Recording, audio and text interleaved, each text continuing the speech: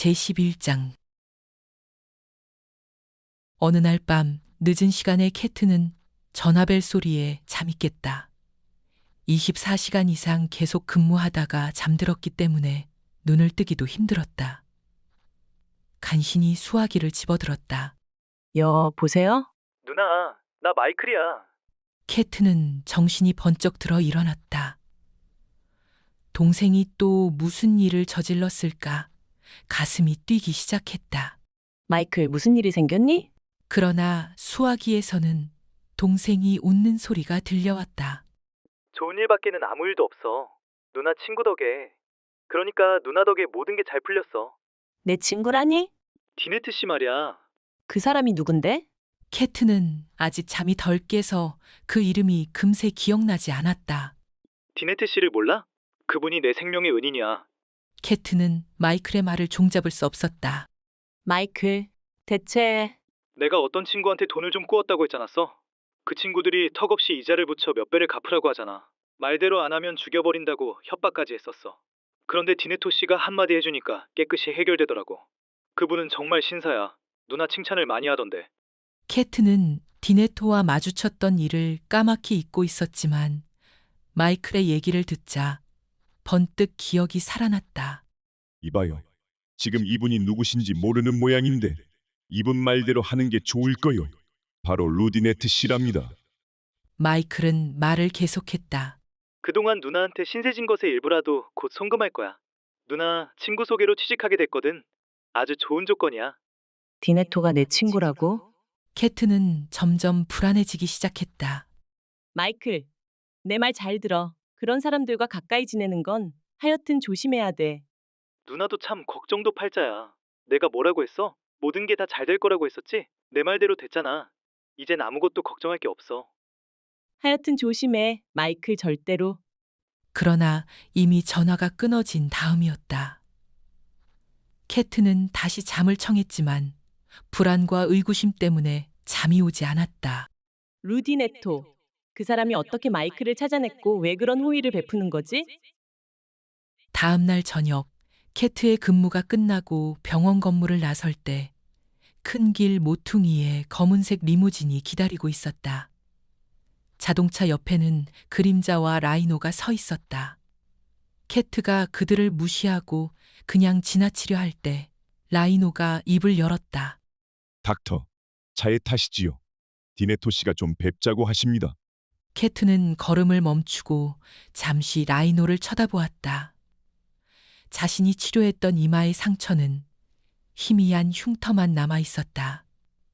두 사람 중 얼굴은 라이노가 훨씬 험상궂었지만 캐트는 어쩐지 그림자가 더 위험한 인물이라는 느낌이 들었다.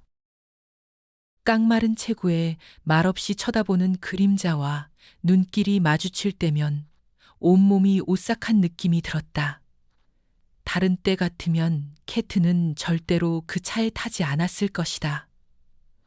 그러나 어제 마이클과 통화한 다음부터 디네토에 대해 궁금하기도 했고 불안하기도 했기 때문에 말없이 차에 탔다. 리무진은 교외로 한참 달리다가 작은 아파트 건물에 멈추었다. 캐트가 차에서 내리자 디네토가 기다리고 있었다. 닥터 헌터, 이렇게 와주어서 감사합니다. 디네토가 말했다. 정말 감사하게 생각하오. 내 친구가 사고로 약간 다쳤는데 보시고 좀 치료해 주시면 좋겠습니다만. 대체 마이클에게 어떻게 한 거예요? 캐트가 따지듯 물었다. 어떻게 하다니? 디네토는 시치미를 뗐다. 나쁜 친구들 때문에 고생하고 있다는 얘기를 듣고 해결해 준 것뿐이요. 어떻게 그런 걸 어떻게 알아냈죠? 그보다도 나한테 마이클이라는 동생이 있다는 것을. 디네토는 미소 지었다. 나는 사업상 아는 사람이 어느 구석에나 있어요. 아는 사람끼리 서로 도우며 사는 거 아니요? 마이클이 나쁜 친구들에게 걸려들어 고생한다기에 도와준 것뿐이요. 나한테 고맙다고 해야 되지 않겠소? 물론 고맙게 생각하고 있어요. 캐트가 말했다. 정말이에요. 좋소. 그러면 서로 돕는다는 뜻으로 내 친구를 치료해주면 되겠군. 난 불법적인 일은 할 수 없어요. 캐트가 말했다. 불법적인 일이라고? 디네토는 어이없다는 표정이었다. 어떻게 불법적인 일을 해달라고 부탁하겠소? 내 친구가 사고로 좀 다쳤는데 워낙 병원에 가기 싫어해서 여기서 치료를 부탁하는 거요. 우선 좀 봐야 되지 않겠어? 이러다가 혹시 범죄 조직에 연루되는 건 아닐까? 불안했지만 거절할 방법도 없었다. 좋아요. 우선 환자를 보지요. 지금 침실에 있어.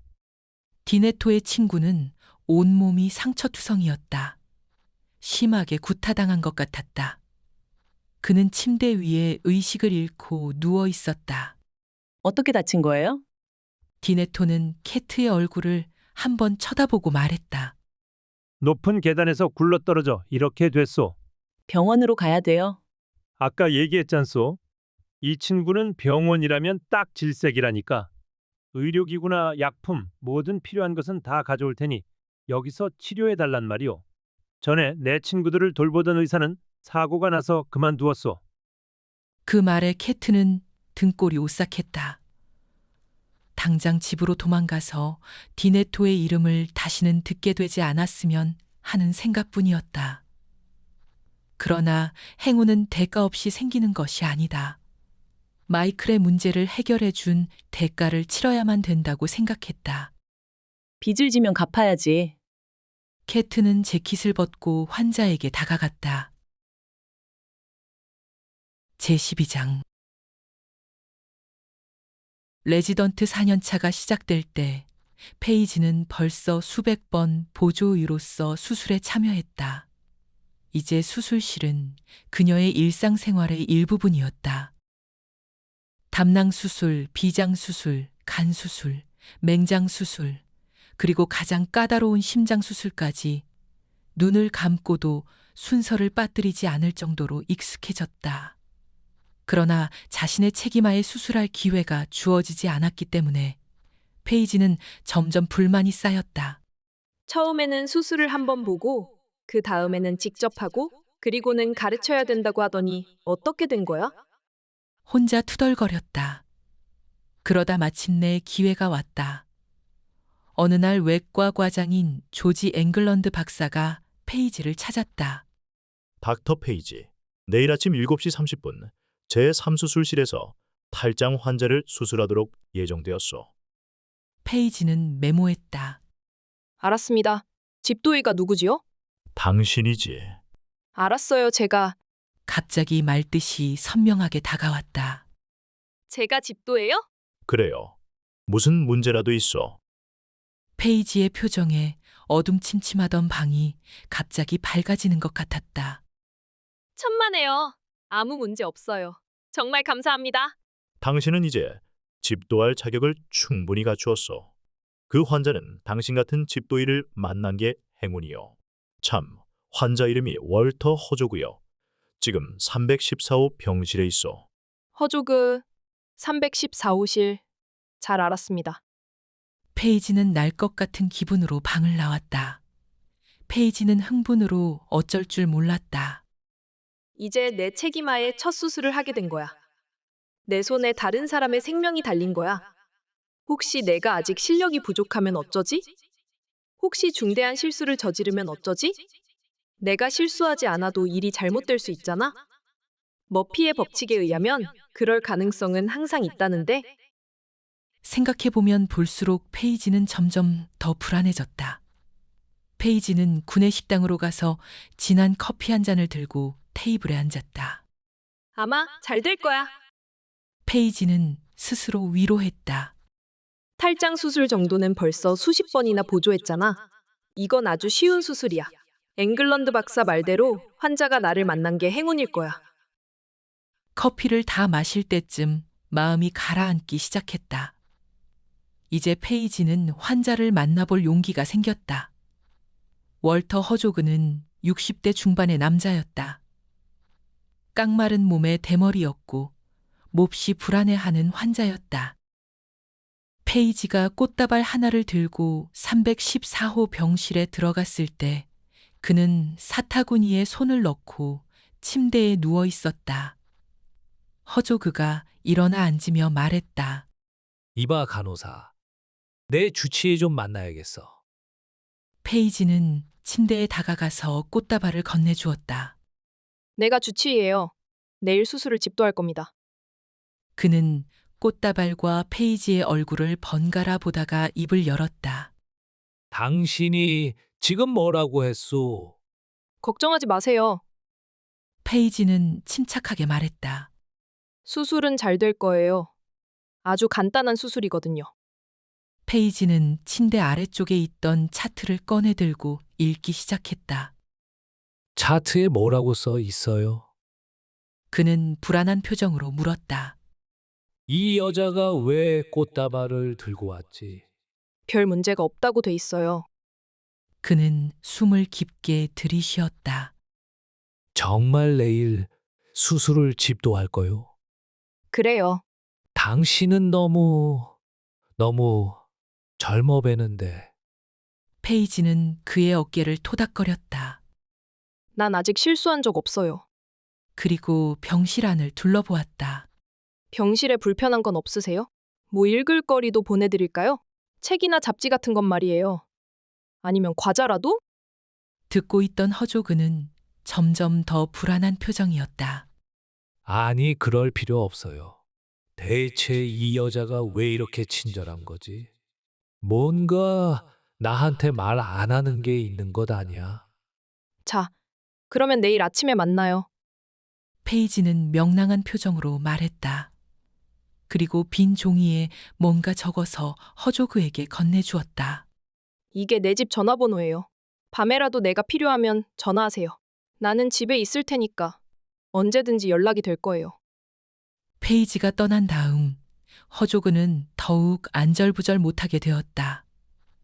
병실을 나온 페이지가 휴게실에 앉아 쉬고 있는데 지미가 찾아왔다. 그는 활짝 웃으며 페이지에게 다가왔다. 축하합니다. 내일 첫 수술을 하게 되었다지요?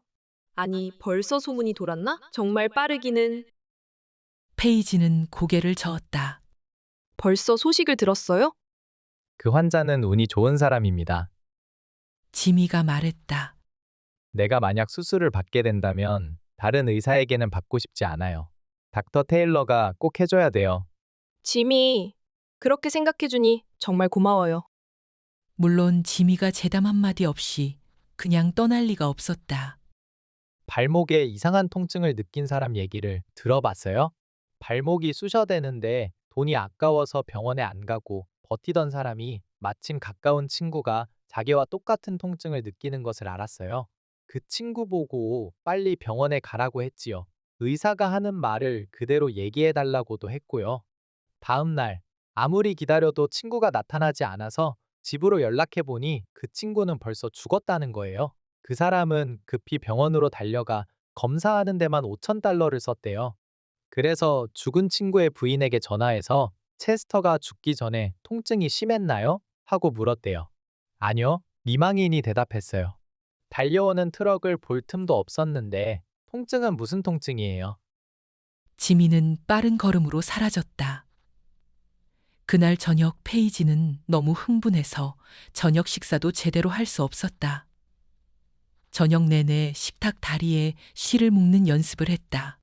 오늘 밤은 푹 자둬야겠어. 그래야 내일 아침 수술에 맑은 정신으로 집도할 것 아냐?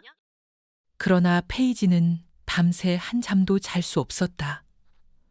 머릿속에서 수술 순서를 몇 번이나 되풀이해 보았다. 탈장은 3단계로 구분된다. 가장 가벼운 초기 탈장 증세는 장기의 일부만 절제하고 정상이 된 장기를 환원시키면 되는 병이다. 증세가 좀 심해지면 중기 탈장이 되고 이 경우에는 장기에 유착이 생기기 때문에 수술 범위가 훨씬 넓어진다. 가장 어려운 증세는 혈관의 소통이 완전히 막혀버렸을 때 생기는 말기 탈장으로 장기 전체가 썩기 때문에 수술이 아주 위험했다. 월터 허조그는 가장 가벼운 초기 탈장이었다. 새벽 6시 페이지는 병원으로 차를 몰았다. 주차장에 차를 세우고 내렸을 때 바로 옆에 빨강색 페라리 스포츠카가 주차되어 있었다. 페이지는 이 병원에 어떤 사람이 저렇게 비싼 자동차를 가졌을까 궁금했다. 대단히 부유한 사람이 아니면 가질 수 없는 차였다. 아침 7시가 되자 페이지는 병실로 가서 월터 허조그가 옷을 갈아입는 것을 도와주었다. 그들이 의료보조원이 도착하기를 기다리는 동안 간호사는 허조그에게 진정제를 주었다. 난 수술이 처음이요. 허조그가 말했다. 그건 나도 마찬가지지. 페이지는 생각했다. 의료보조원이 이동 침대를 가지고 도착했다. 그 위에 월터 허조그를 눕히고 제3수술실로 갔다. 이동 침대 난간을 잡고 같이 걸어가던 페이지는 가슴이 너무 뛰어 혹시 그 소리가 다른 사람에게 들리지 않을까 걱정되었다. 제3수술실은 여러 개 수술실 중 상당히 큰 편이었다. 실내에 심장 박동 측정기, 인공 심폐기, 그리고 수많은 기계와 기구들이 놓여 있었다. 페이지가 수술실에 들어갔을 때 보조원들은 벌써 들어와 기계를 점검하고 수술 준비에 열중하고 있었다. 참관의 한 사람과 마취 레지던트 2사람, 수술 보조 간호사, 그리고 일반 보조 간호사 2사람 등 7명이 준비하고 있었다. 페이지에게 시선이 집중되었다. 모두 그녀의 첫 수술이라는 것을 알기 때문이었다. 페이지는 수술대로 다가갔다. 환자의 국부는 깨끗이 면도되고 소독되어 있었다. 소독약에 적신 수건이 절개할 부위를 덮고 있었다. 허조그는 진정제로 초점이 풀린 눈으로 페이지를 쳐다보았다. 닥터, 날 죽게 내버려 두지는 않을 거지요. 페이지는 미소 지었다. 아니, 내 완벽한 기록에 먹칠을 할 것 같아요? 페이지는 마취의 쪽을 쳐다보았다. 이번 수술에는 경막 마취로 전신을 마취하게 되어 있었다. 페이지는 숨을 깊게 들이쉬고 고개를 끄덕였다. 마취약이 투여되자 허조그는 곧바로 의식을 잃었다. 이제 수술이 시작되었다. 메스. 페이지가 막 피부를 절개하려 할 때 간호사 한 사람이 뭐라고 하는 소리가 들렸다. 왜 그래? 긴장 때문에 페이지도 수술 의들 특유의 거친 말투가 나왔다. 닥터 테일러, 음악을 좀 틀까요? 자신이 그런 질문을 받기는 처음이었다. 페이지의 얼굴에 미소가 떠올랐다. 그럼 지미 버펫의 음악을 틀지. 메스가 환자의 피부를 가르는 순간 페이지의 모든 불안감은 사라졌다. 조금도 어색한 느낌이 없었고 항상 하던 일을 다시 하는 것 같이 편안하게 느껴졌다. 페이지는 비계층과 근육층을 정교하게 가르고 탈장 부위를 노출시켰다. 그러는 동안 주변에선 항상 들어온 소음이 어김없이 들려왔다. 스펀지. 보비를 작동시켜. 아, 환부가 나타났어. 지금 수술하길 잘했어. 조금만 더 있었더라면. 막아. 흡입장치 작동시켜. 페이지는 수술에 온 정신을 집중시켰다. 우선 탈장 부위를 찾아내서 노출시키고 정상적인 장기를 원위치로 환원시키고 환부를 졸라매고 일부는 절개하고 절단 부위를 봉합하고 환자의 피부에 메스를 댄 지 1시간 20분 만에 수술은 성공적으로 끝났다. 페이지는 수술이 끝나면 긴장이 풀려 허탈해질 것으로 생각했었지만 막상 끝내고 보니 너무나 상쾌한 기분이었다. 환자의 피부 봉합까지 완전히 끝나자 수술 보조 간호사가 페이지에게 말했다. 닥터 테일러, 왜 그래? 페이지가 물었다. 간호사는 활짝 웃는 얼굴로 말했다. 닥터, 오랜만에 훌륭한 수술을 보았어요. 그 후 여러 날이 지난 어느 일요일이 되어서야 페이지, 캐트, 그리고 한이는 함께 한가한 시간을 가질 수 있었다. 우리 오늘 뭘 할까? 캐트가 물었다. 페이지가 제안했다. 날씨가 이렇게 좋은데 우리 모두 삼림공원에 가보는 게 어때? 점심은 싸가지고 가서 피크닉하는 기분으로 먹으면 되잖아. 좋은 생각이야. 한이가 말했다. 그럼 그렇게 하자고. 캐트가 말했다. 그때 전화벨이 울렸다. 세 사람은 모두 전화기를 쳐다보면서 아무도 받으려고 하지 않았다. 세상에, 캐트가 말했다. 노예는 벌써 링컨 시절에 해방했잖아. 그 전화 받지 마. 우린 오늘 비번이야. 언제부터 레지던트에게 당번, 비번이 따로 있었어? 페이지가 말했다. 마지못해 캐트가 전화를 받았다. 닥터 헌터입니다. 잠시 상대방의 말을 듣더니 수화기를 페이지에게 건넸다. 닥터 테일러를 찾는데. 페이지는 한숨을 쉬며 말했다. 알았어. 그럴 줄 알았다고. 수화기를 받아들었다. 닥터 테일러입니다. 여보세요. 톰 무슨 일? 뭐라고요? 아니, 지금 막 나가려는. 그래서. 그 외에 또 다른 증세는? 알았어요. 아니, 괜찮아요. 15분 내로 도착할 거예요. 수화기를 내려놓았다. 오랜만에 피크닉 한번 가나보다 했더니 속으로 중얼거렸다. 환자의 상태가 심각하대? 한이가 물었다. 그런 모양이야. 아무래도 오늘을 못 넘길 것 같대. 저녁 식사 전에 돌아오도록 해볼게. 페이지가 병원 주차장에 도착해 빈자리에 주차했을 때 옆에 일전에 보았던 빨간 페라리 스포츠카가 있었다. 낮은 유선형 디자인의 차체가 번쩍이는 것이 신품이 분명했다. 대체 수술을 몇백 번이나 해야 저런 차를 살 수 있을까? 20분 후 페이지는 방문객 대기실로 들어갔다. 짙은색 정장 차림의 한 남자가 창밖을 내다보며 앉아 있었다. 뉴톤 씨? 그는 자리에서 일어났다. 그렇습니다. 제가 닥터 테일러입니다. 지금 막 응급실에서 아드님을 보고 나오는 길입니다. 심한 복통 때문에 병원에 왔다고 하더군요. 그랬지요. 하지만 이제는 집으로 데려가야겠습니다. 그럴 수 없어요. 지금 아드님은 비장이 파열되었어요.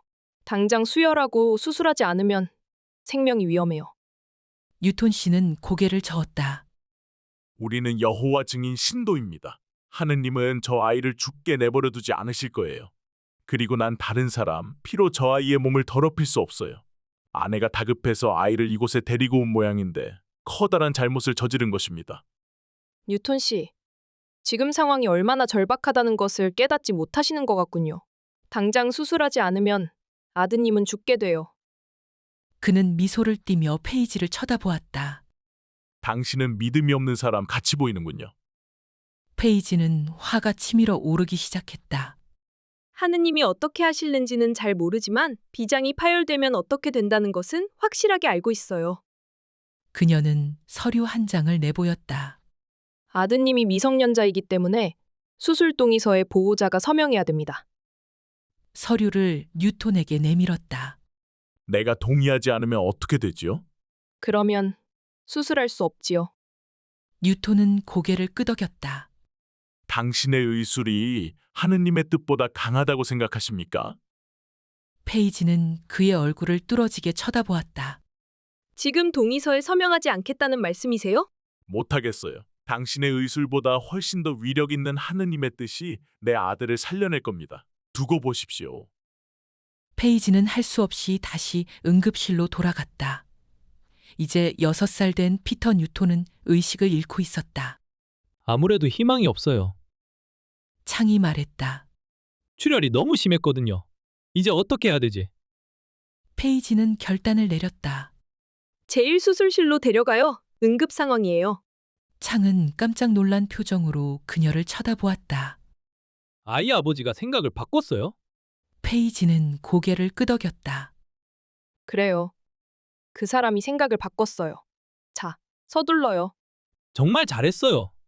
난 1시간 동안이나 설득해 보았지만 꿈쩍도 안 하더라고요. 계속 하느님이 보살펴 줄 거라고만 하면서. 틀림없이 하느님이 보살펴 줄 거예요. 2시간 후 피를 1리터 이상 수혈하고 수술은 성공적으로 끝났다. 피터 뉴턴의 모든 기능이 다시 정상으로 돌아오기 시작했다. 페이지는 아이의 이마를 쓰다듬었다. 이제 곧 회복될 거야. 직원 한 사람이 수술실로 뛰어왔다. 닥터 테일러, 병원장께서 즉시 좀 오시랍니다. 벤자민 월러스 박사는 흥분된 목소리로 소리쳤다. 닥터 테일러, 어떻게 그런 짓을 저지를 수 있어? 보호자의 동의도 없이 수혈하고 수술까지 해버렸단 말이오? 이건 불법 행위요? 전 그 소년의 생명을 구했어요. 월러스 박사는 숨을 깊이 들이마시며 흥분을 가라앉히려 했다. 그렇다면 법원의 승인을 얻어서 해야 될 거 아니요? 그럴 시간이 어디 있어요? 페이지가 말했다. 10분만 더 지났어도 그 아이는 죽었을 거예요. 하느님이 좀 바쁘셔서 그 애를 돌볼 틈이 없었던 것 같아요. 월러스 박사는 걱정스런 표정으로 방 안을 서성거렸다. 이제 어떻게 하면 되겠소? 문제가 생길 수도 있는데 법원 승인을 받아야지요. 그건 왜? 벌써 수술은 끝났잖소? 법원 승인 날짜를 하루 소급하면 돼요. 형식을 갖추는 것뿐이잖아요. 월러스 박사는 그 말에 더욱 안절부절 못했다. 이런 세상에 그는 이마에 흐르는 땀을 닦았다. 자칫 잘못하면 내 신상 문제로까지 비화되는 거 아니야? 페이지는 한참 동안 서성거리는 월러스 박사를 쳐다보다가 말없이 몸을 돌려 밖으로 향했다. 페이지, 네? 다시는 이런 짓 해서는 안 돼요. 약속할 수 있겠소? 그럴 필요가 없을 때는 절대 안 할 거예요. 약속하죠. 페이지가 대답했다. 제13장 모든 종합병원에서는 약품이 없어지는 게 항상 문제였다. 특히 습관성 또는 향정신성 약품이 자주 없어졌다. 그런 약품을 병원 약국에서 공급할 때는 반드시 책임의사가 수령증에 서명하도록 법에 명시되어 있었지만 아무리 엄하게 통제해도 마약류를 필요로 하는 사람들은 교묘한 방법을 생각해냈다. 엠바카데로 시립병원에서도 문제가 심각했다. 마가리 스펜서가 병원장을 찾아갔다. 월러스 박사님, 정말 어떻게 해야 될지 모르겠어요. 아무리 단속해도 약국의 펜타닐이 계속 없어져요. 펜타닐은 강력한 습관성 마약으로 마취에 쓰는 약품이었다. 얼마나 없어졌어? 상당량이 계속 없어집니다. 그저 몇 병만 없어졌다면 별로 걱정할 게 없죠. 그러나 일주일에 12병 이상이 계속 없어지는 거예요. 그런 지 벌써 몇 달이 되었습니다. 혹시 의심 가는 사람이라도 있어? 전혀 모르겠어요. 보안 책임자와 얘기해봐도 도무지 알 수가 없대요. 약품 보관소에 출입하는 사람들은 어떤 사람들이요? 그게 문제예요. 마취이들은 자유롭게 드나들 수 있고 대부분 수술이나 간호사들도 드나들지요. 월러스는 심각한 표정이 되었다. 알려주어서 고맙소. 내가 적절한 조치를 취하도록 하겠소. 감사합니다. 월러스 박사님. 간호원장 스펜서는 밖으로 나갔다. 왜 이렇게 골치 아픈 일이 계속 터지는 거지? 월러스 박사는 혼자 투덜거렸다. 병원 이사회가 다가오고 있었고 합의 봐야 될 골치 아픈 일이 한두 가지가 아니었다. 월러스 박사는 마약에 관한 통계 수치를 잘 알고 있었다. 미국 전체 의사 중 10% 이상이 최소한 한 번이라도 알코올이나 마약에 중독되었다는 것이다. 향정신성 약품을 항상 접할 수 있기 때문에 의사들에게는 그만큼 유혹이 더 컸다. 어떤 의사든 약품 캐비닛에서 약품을 꺼내 자신에게 주사하는 것은 아주 간단한 일이다. 심한 중독의 경우 2시간마다 마약을 투여하지 않으면 못 견디는 경우도 있었다. 이제 자신이 책임자로 있는 병원에서도 그런 문제가 발생한 것이다. 이사 회 전에 어떻게든 문제를 해결하고 싶었다. 그냥 놔두었다가는 내 실적에 문제가 생기겠는데. 월러스 박사는 범인을 색출하는데 누구를 믿고 상의해야 할지 고민이었다. 이런 일은 조심스럽게 다루어야만 했다. 그는 닥터 테일러와 닥터 헌터가 머리에 떠올랐다. 두 사람은 절대로 마약을 사용할 사람들이 아니라고 확신했다. 한동안 더 생각해 본 끝에 월러스 박사는 두 사람에게 부탁하기로 결정했다. 페이지와 캐트가 방에 들어오자 월러스 박사는 말했다. 두 사람에게 좀 부탁할 일이 있어. 그는 펜타닐이 계속 도난당하는 얘기를 했다. 두 사람이 좀 주의 깊게 관찰해주면 좋겠소.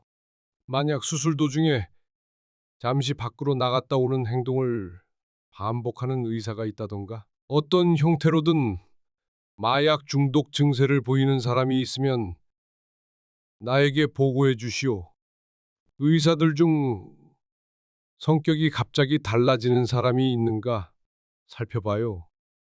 예를 들면 갑자기 우울해진다거나 우울하다가 갑자기 명랑해진다거나 갑자기 자세가 흐트러진다거나 또는 그러지 않던 사람이 약속 시간을 자주 어기는 것 말이오. 그리고 이 얘기는 우리들끼리만 알고 절대로 다른 사람이 눈치채지 않도록 해주면 고맙겠소. 두 사람이 월러스 박사의 사무실을 나왔을 때 캐트가 말했다. 이 큰 병원에서 어떻게 그런 사람을 찾아내지? 셜록 홈즈라도 데려와야 되겠군. 아니야. 그럴 필요 없어. 페이지가 얼굴을 찡그리며 말했다. 난 그게 누군지 알 것 같아. 미첼 캠벌 박사는 페이지가 가장 좋아하는 의사 중 한 사람이었다. 그는 호감을 주는 얼굴에 머리가 희끗희끗한 50대 중반의 전문의였다. 언제나 유머 감각을 잃지 않고 점잖게 행동했지만 수술실에서는 매서운 집중력을 보여주었다.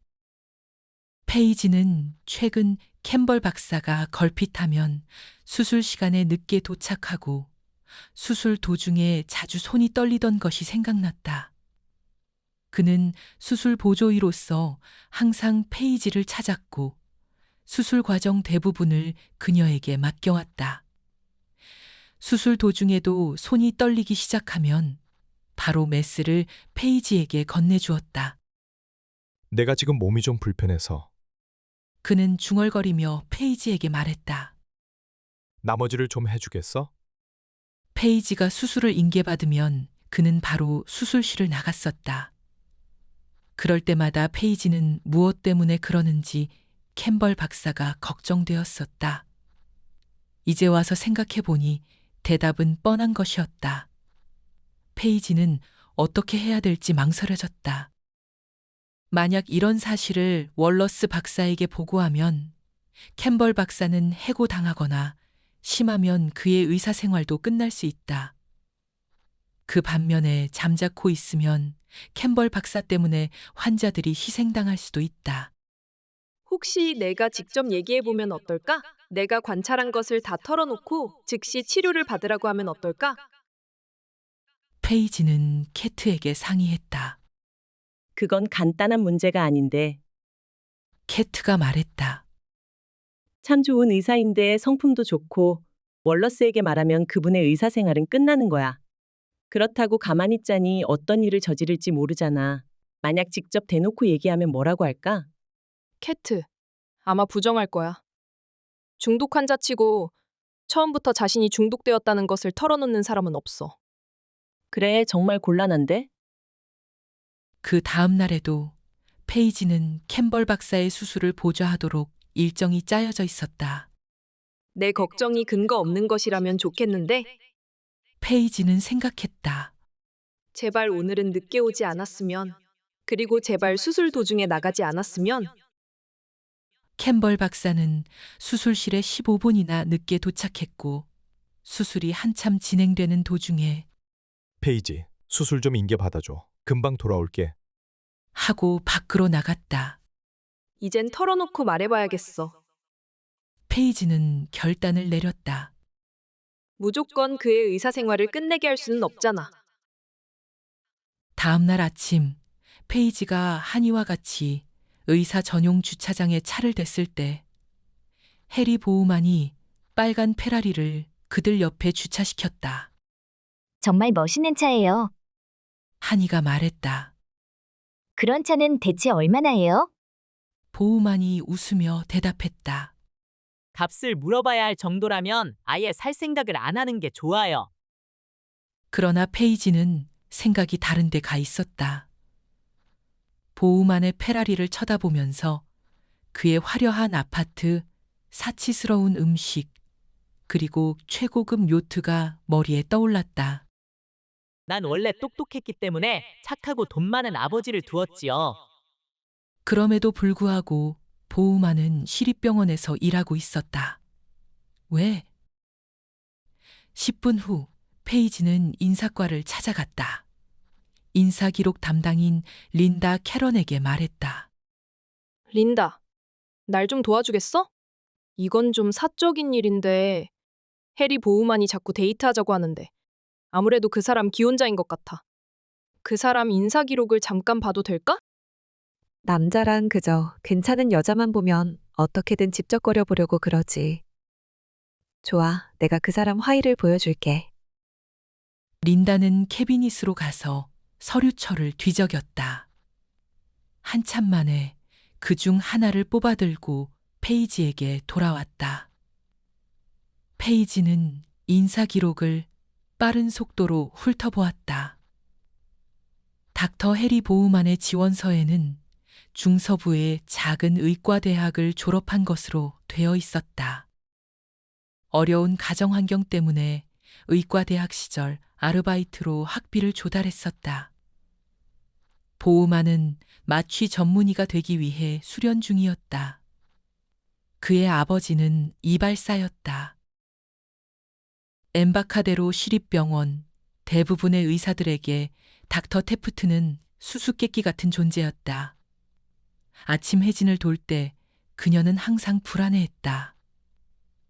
그러나 오후 회진 때는 사람이 완전히 달라지는 것이었다. 갑자기 각 환자들의 상태를 정확하게 파악하고 예리한 진단을 내리는 것이었다.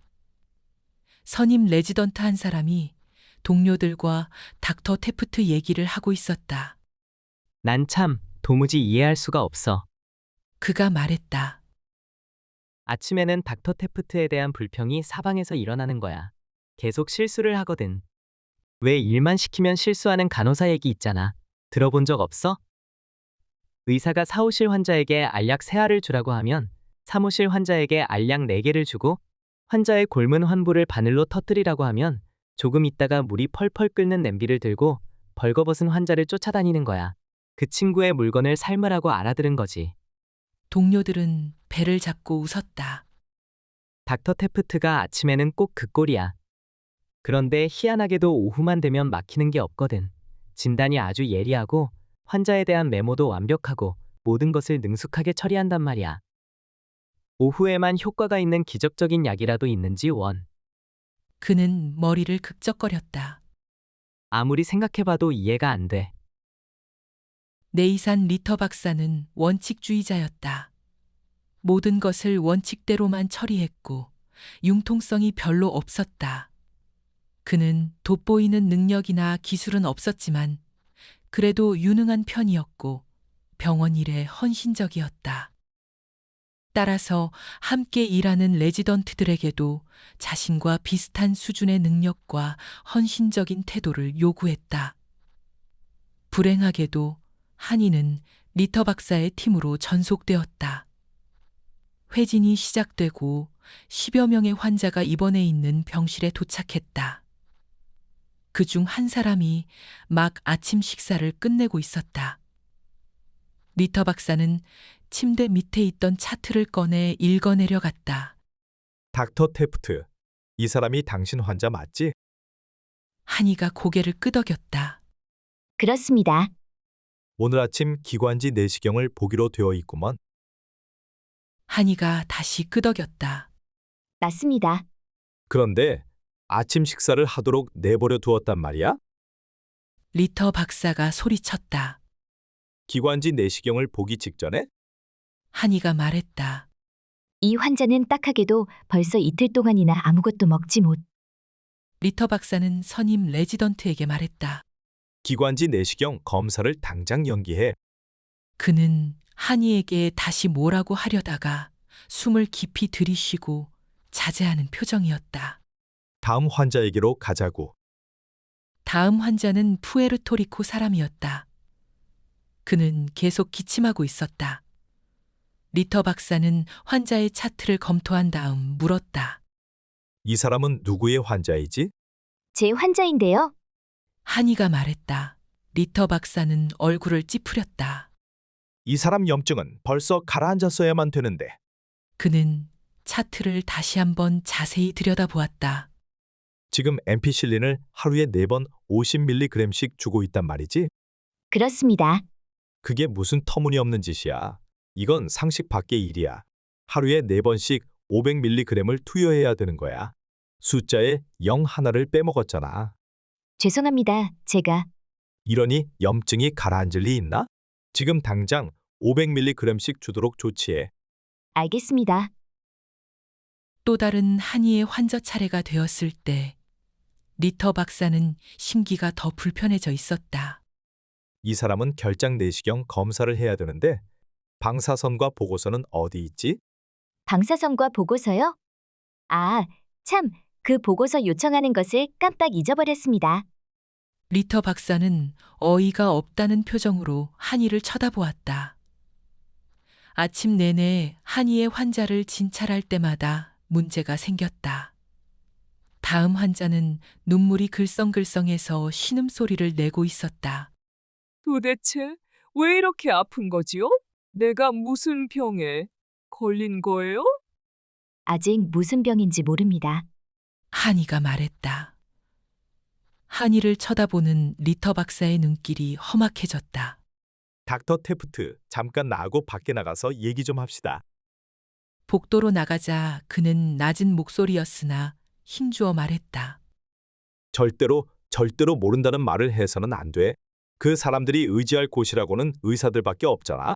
아직 진단이 제대로 안 된 경우에도 그럴듯한 대답을 해줘야 되는 거야. 알아듣겠어? 하지만 정확하게 모를 때 그런 대답을 하는 건 지금 당신의 의견을 묻는 게 아니야. 내 말대로 하라고 지시하는 거야. 일행은 탈장 환자, 간염 환자, 알츠하이머병 환자 등 수십 명을 회진했다. 회진이 끝나자 리터 박사는 즉시 병원장 월러스 박사를 찾아갔다. 좀 심각한 문제가 있어. 리터 박사가 말문을 열었다. 내 이산, 왜 그래? 레지던트 한 사람이 문제야. 아니, 테프트란 레지던트야. 또 아니, 테프트 얘기야? 어째서? 그녀는 의사로서의 자질과 능력이 전혀 없어. 거참 이상하구만. 의과대학 성적이나 우리 병원에 지원했을 때 추천서는 최상이었는데 전에도 자질 운운해서 책임 전문의에게 주위에서 관찰하고 보고하라고 했더니 열심히 잘하고 있다고 했었는데. 벤, 그녀를 그냥 두면 무슨 사고가 생길지 몰라. 병원 전체에 문제가 될 수도 있어. 그러다가 실수로 환자가 죽게 되는 불상사라도 벌어지면 어쩔 텐가. 빨리 내보내는 게 좋겠어. 월러스 박사는 잠시 생각에 잠겼다가 결단을 내렸다. 좋아. 정 그렇다면 내보내도록 하지. 페이지는 오전에 계속되는 수술 때문에 잠시도 한눈 팔 시간이 없었다. 마침내 수술이 다 끝나자 바로 월러스 박사를 찾아가 아무래도 해리 보우만이 약품을 빼돌리는 것 같다고 말했다. 보우만이라고? 틀림없어. 내가 보기에는 그 사람은 전혀 마약 중독자로 보이지 않던데. 자신의 중독 때문에 필요한 게 아니에요. 페이지가 말했다.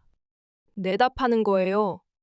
레지던트 연봉으로 어떻게 백만장자처럼 살 수 있겠어요? 월러스 박사는 고개를 끄덕였다. 좋소. 조사해보지. 페이지, 정말 수고했소. 월러스 박사는 즉시 병원의 보안 책임자인 브루스 앤더슨을 불렀다. 누가 마약을 빼돌렸는지 알아낸 것 같아. 월러스 박사가 말했다. 지금부터 닥터 해리 보우만을 특별히 감시하도록. 보우만요? 앤더슨은 놀란 표정을 감출 수 없었다. 닥터 보우만은 경비원들이나 직원들에게 항상 웃는 얼굴로 대했고 비싼 시가나 초콜릿 같은 것을 잘 주는 편이었기 때문에 인기가 있었다. 만약 보우만이 약국이나 약품 보관소에 들어가면 나올 때 반드시 몸수색을 하라고. 잘 알겠습니다. 해리 보우만은 약국으로 향했다. 그는 주문을 받고 있었다. 끝없이 계속되는 주문이었다. 그런 주문을 받게 된 것은 우연한 일로 시작되었다. 그는 아이오와 주 엠즈라는 작은 도시에 있는 시골 병원에서 레지던트의 쥐꼬리만한 연봉으로 근근히 생계를 유지하고 있었다. 항상 좋은 옷과 비싼 음식, 그리고 화려한 생활을 즐기고 싶었지만 주머니 사정은 턱없이 모자랐다. 그러던 어느 날 그에게 행운이 찾아왔다. 그의 환자 한 사람이 퇴원한 후 어느 날 병원으로 전화를 걸어왔다. 닥터, 지금 통증이 아주 심한데요. 진통제를 좀 처방해 줘야겠어요. 병원으로 다시 들어오지 그래요. 지금 집을 떠날 수가 없어요. 미안하지만 진통제를 좀 갖다 주실 수 없을까요? 보우만은 잠시 생각해 보았다. 알았어요. 오늘 저녁 퇴근할 때 갖다 드리지요. 그날 저녁 보우만은 펜타닐 한 병을 가지고 환자의 집으로 찾아갔다. 환자는 펜타닐을 보자 얼굴이 밝아지며 허겁지겁 그 약을 낚아챘다. 정말 감사합니다. 그는 주머니에서 고액권 지폐를 여러 장 꺼내 보우만에게 내밀었다. 자, 받으세요. 보우만은 놀란 표정으로 그를 쳐다보았다. 이렇게 돈을 낼 필요가 없는데. 그게 무슨 소리예요? 이 약은 금은 보석보다 더 귀한 거예요. 이 약을 더 갖다 주시면 최고의 가격을 지불할 사람이 한둘이 아니에요. 시작은 그랬다. 2달도 안 가서 해리 보우만은 상상도 못하던 돈을 벌었다. 그런 일이 계속되면서 병원에 문제가 생기지 않을 리 없었다. 시간이 지나자 병원에서는 해리 보우만의 짓이라는 것을 눈치챘고 병원장은 일이 시끄럽게 되는 것을 피하려고 보우만에게 조용히 다른 곳으로 전근할 것을 권했다. 아이오와를 떠나길 잘했어. 보우만은 생각했다. 샌프란시스코가 훨씬 더 재미있는 도시고 마약 수요도 엄청나게 많거든. 그는 약국에 도착했다. 브루스 앤더슨이 약국 문 앞에 서 있었다. 보우만은 고개를 끄덕이며 말했다. 브루스, 잘 있었어? 안녕하세요. 닥터 보우만? 5분 후 보우만이 약국에서 다시 나왔을 때 앤더슨이 앞을 가로막았다. 실례합니다만 몸수색을 해야 되겠습니다. 해리 보우만은 어이없다는 표정으로 앤더슨을 쳐다보았다. 몸수색이라고? 브루스, 대체 그게 무슨 소리야? 닥터, 죄송합니다. 하지만 누구든지 약국에 들어갔다 나오는 사람은 몸수색을 하라는 엄한 지시가 있었습니다. 앤더슨은 둘러댔다. 보우만은 점점 더 믿을 수 없다는 표정이 되었다. 무슨 소리야? 난 이런 대우를 받아들일 수 없어. 그렇다면 미안하지만 병원장 사무실로 동행해 주셔야겠는데요. 좋아. 병원장이 아마 이 소리를 들으면 나보다 더 화를 낼걸? 보우만은 월러스 박사의 사무실에 노크도 없이 들어갔다. 월러스 박사님, 이게 대체 어떻게 된 겁니까? 이 사람이 날 몸수색하겠다고 하잖아요. 그러면 몸수색을 받으면 될 거 아니오? 내가 왜 몸수색을 받아요? 그럴 수 없어요. 좋아요. 월러스 박사는 수화기를 집어들었다. 그럼 경찰에 연락해서 당신 몸 수색을 하라고 하지. 우리 보안 책임자는 수색할 자격이 없다니까. 그는 다이얼을 돌리기 시작했다. 보호만은 갑자기 다급해졌다. 잠깐 기다려요. 그럴 필요가 뭐 있어요? 그의 표정이 갑자기 바뀌었다. 아, 이제 왜 그랬는지 알겠어요? 그는 밝은 표정으로 주머니에서 펜타닐 한 병을 꺼냈다. 내가 수술실로 이 약을 가져가려고. 월러스 박사는 그의 말을 끊고 조용히 말했다. 주머니를 다 비워봐.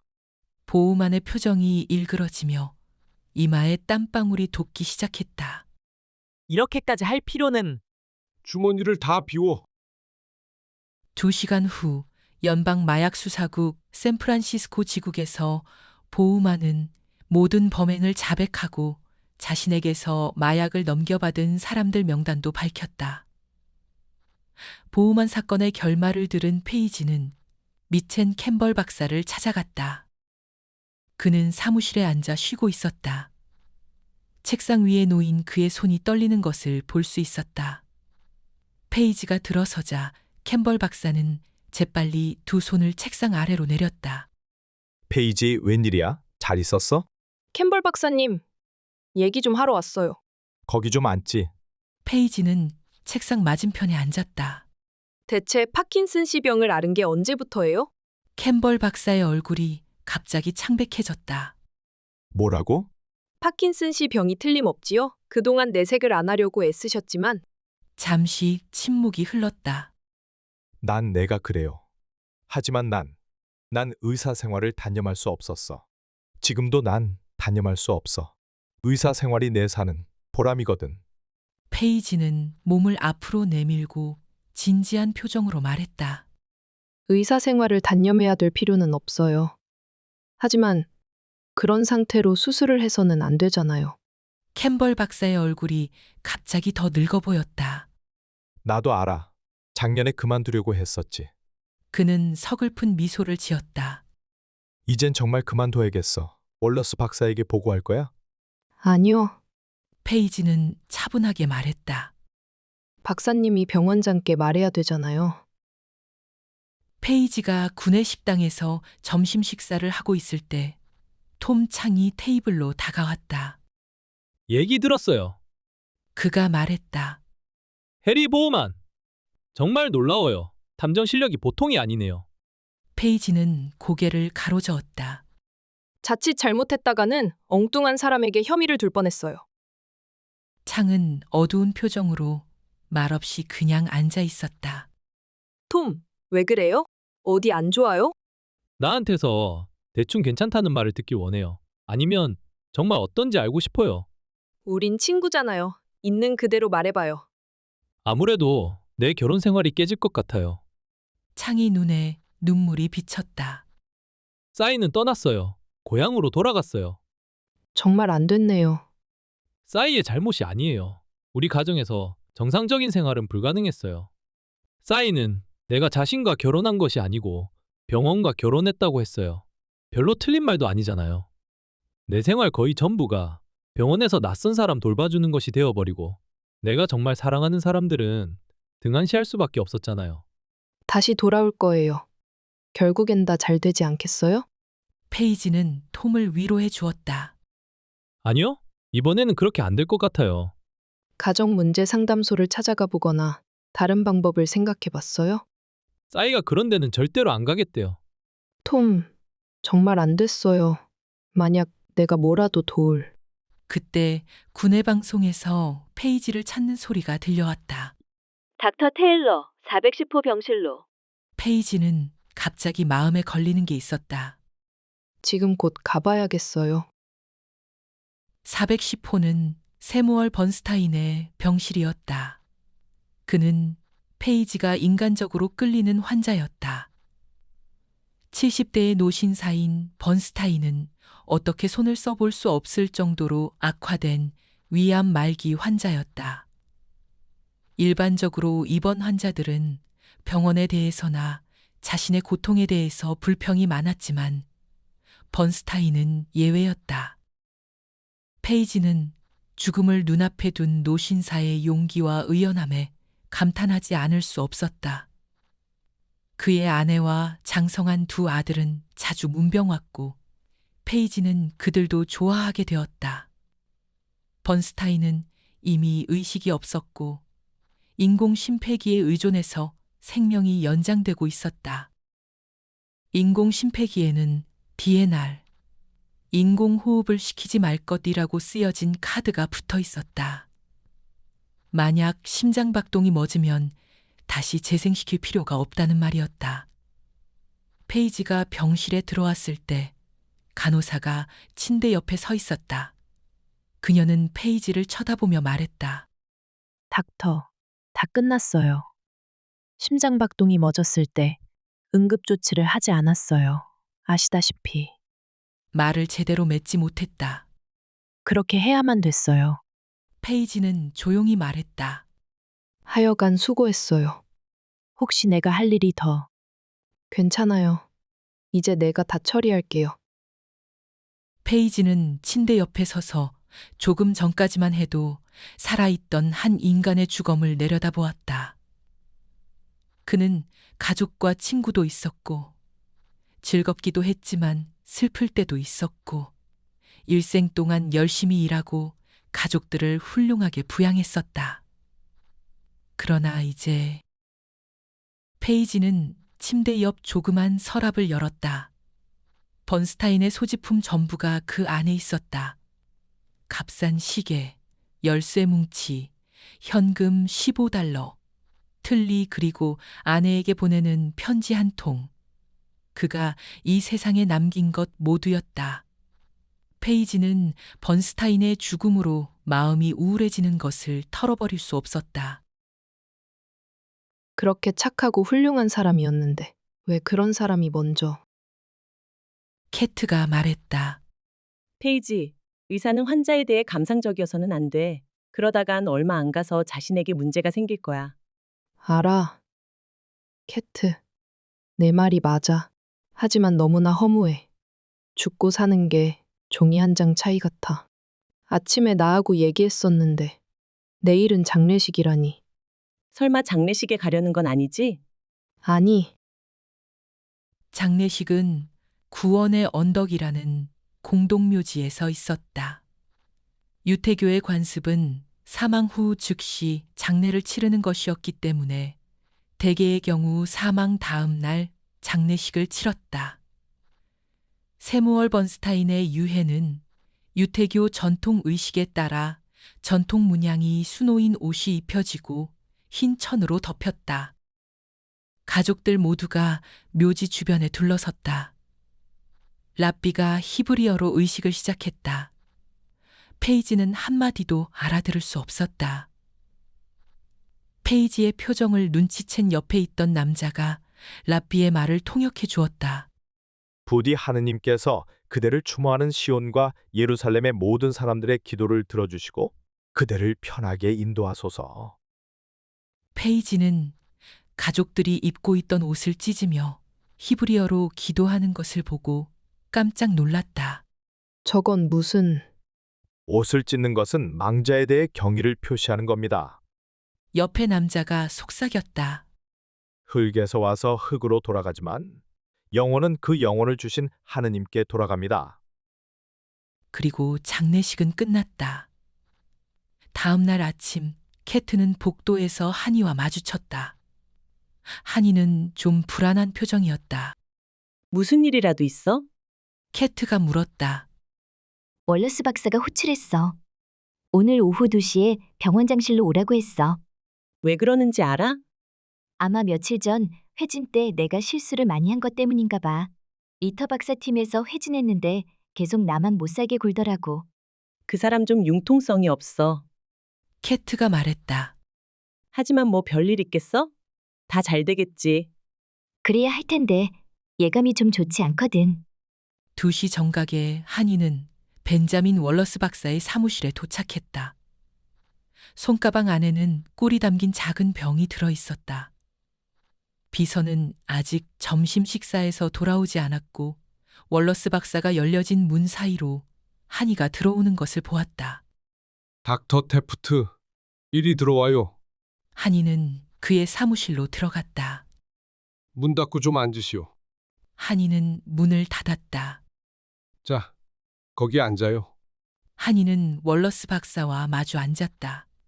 불안으로 온몸이 떨려오는 것 같았다. 벤자민 월러스 박사는 마주 앉은 한이를 쳐다보며 생각했다. 차라리 강아지를 발길질하는 게 낫지 원. 하지만 어쩔 수 없지. 할 일은 해야 되니까. 닥터 테프트. 좀 안 좋은 소식이 있는데. 그가 말문을 열었다. 1시간 후, 한이는 휴게실에서 다시 캐트와 마주쳤다. 소파에 털썩 앉는 한이의 얼굴은 미소 짓고 있었다. 월러스 박사 만났어? 캐트가 물었다. 그럼 한참 동안 얘기했지. 그 사람 부인이 작년 9월에 떠나버린 걸 알고 있었어? 15년 동안이나 결혼 생활을 했었다는데 그 전 부인한테는 장성한 아이들이 둘이나 있는데 얼굴도 볼 수 없대. 참 외로운 사람이야.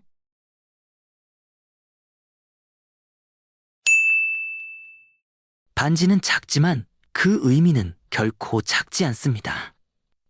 평생을 함께할 반지, 제대로 알고 선택하는 게 중요합니다. 화면 우측 상단의 동영상 버튼을 클릭하시면 반지 선택 시 어떤 내용을 고려해야 하는지 알 수 있습니다.